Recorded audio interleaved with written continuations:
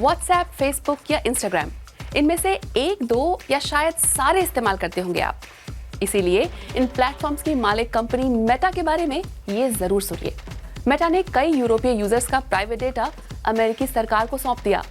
इस हरकत के कारण ईयू ने मेटा पर 1 अरब यूरो से भी बड़ा जुर्माना लगाया है। मेटा जैसी कंपनी लोगों की निजी जानकारी अमेरिका की किसी सरकारी एजेंसी को क्यों देती है? सरकारों के अलावा आपकी जानकारी और कहां जा रही है, आइए देखते हैं। मेटा अपने यूजर्स की जानकारी अमेरिका भेजता है। क्यों? कंपनी कहती है कि उसका बिजनेस मॉडल ही ऐसा है।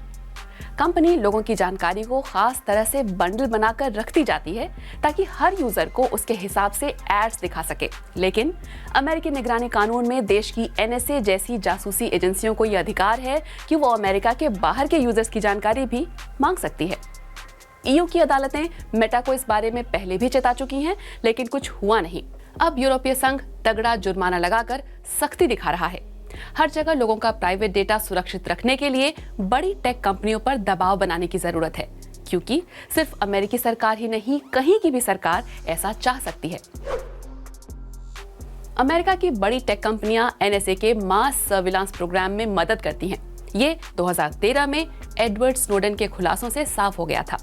आज 10 साल बाद सरकारें और इंटेलिजेंस एजेंसियां सोशल मीडिया से कहीं ज्यादा जानकारियां ले रही हैं। 2016 से ट्रांसपेरेंसी रिपोर्ट जारी कर रही मेटा बताती है कि सरकारों ने उससे कितनी बार यूजर्स के बारे में डेटा मांगा।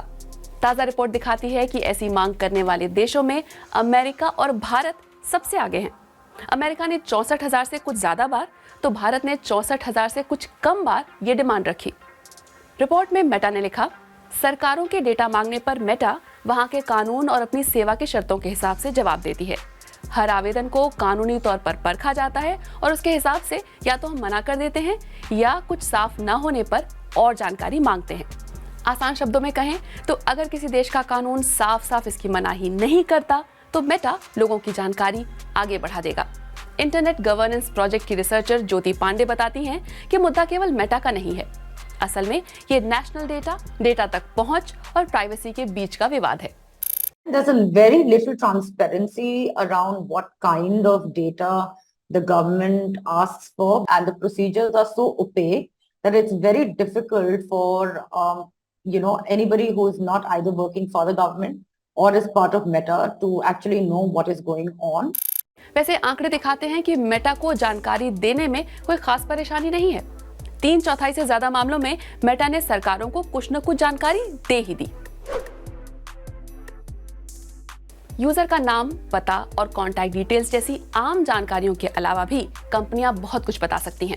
मेटा, गूगल, एप्पल, माइक्रोसॉफ्ट और अमेज़न जैसी कंपनियां आपके email, message, phone call, photo, video, documents, contact list, calendar, इन सब में दर्ज जानकारी देने की हालत में है। यानी आप ऑनलाइन जो भी करें, सरकार चाहे तो आपकी प्राइवेट लाइफ में झांक कर सब देख सकती है।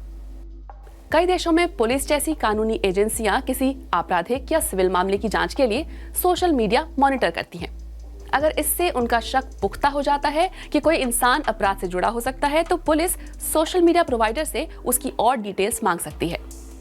आम लोगों की सुरक्षा से जुड़े मामलों में भी ऐसा हो सकता है।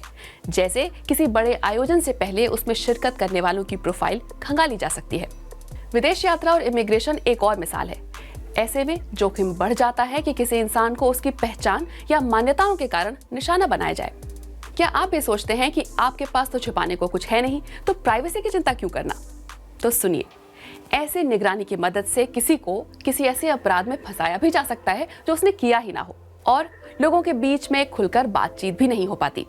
People are very wary of communicating openly on social media. You could have the state institutions coming after you, right? There is the spillover effect of self-censorship that's happening. सोचिए, एक तो उस इंसान की प्राइवेसी छिन रही है और दूसरे उसे पता भी नहीं है कि कोई उस पर नजर रख रहा है। यूरोपीय संघ ने फैसले में यह भी कहा है कि मेटा को यूरोपीय लोगों का डेटा यूरोप के सर्वरों में लौटाना होगा। जिन लोगों की प्राइवेसी छिनी है वो इस इमोशनल डैमेज के बदले हर जाने का दावा कर सकते हैं, क्योंकि उनकी सरकार अपने लोगों के निजता के अधिकार को सुरक्षित नहीं रख पाई। सच तो ये है कि अपनी या किसी भी और सरकार की निगरानी से खुद को बचाना बहुत मुश्किल है। उसके लिए आपको खुद अपना पूरा ऑनलाइन वजूद मिटाना होगा। सिर्फ मेटा ही नहीं, गूगल, अमेज़न, माइक्रोसॉफ्ट, सबसे। So in a world of global data flows, how we go about creating the baseline standards for cross-border data flows? Are these data flows going to happen with just like-minded countries that trust each other? You can't bilaterally decide these, right? There has to be, all countries will have to come together and kind of set the rules for the road. आपको ये सोचकर कैसा लगता है कि सरकारें आपके बारे में सब कुछ पता कर सकती हैं? कमेंट कीजिएगा।